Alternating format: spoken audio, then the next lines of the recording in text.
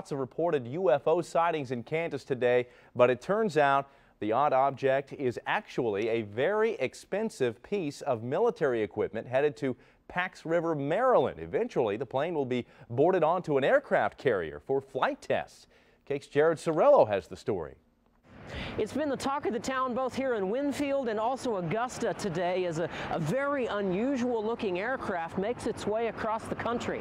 It pretty much took up all 4 lanes. From what I heard, it was about 32 feet wide.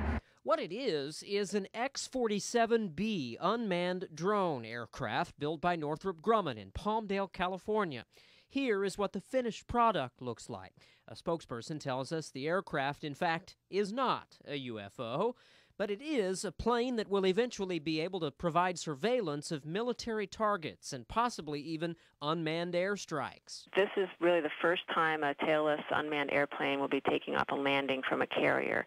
This is a strike-size, low observable type airplane, and it's pretty unusual. It's pretty powerful. It'll change naval aviation. For those that saw it passing through Winfield and Augusta on Monday, it caught them by surprise. Kevin McClung began snapping pictures as fast as he could. I stood about right here and just snapped pictures. There was no time to do anything else. It was just real quick and kind of wave at the UFO driving by. It really did look like a UFO. I don't know if that's what it was, but I mean, that's it was what she just. said. I said, what was it, a UFO?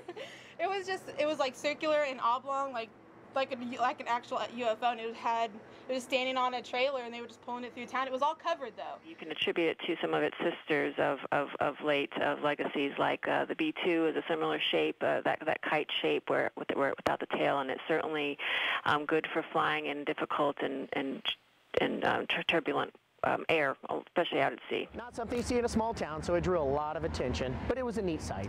The final destination somewhere in Maryland, but we don't know exactly which aircraft carrier it'll be getting onto.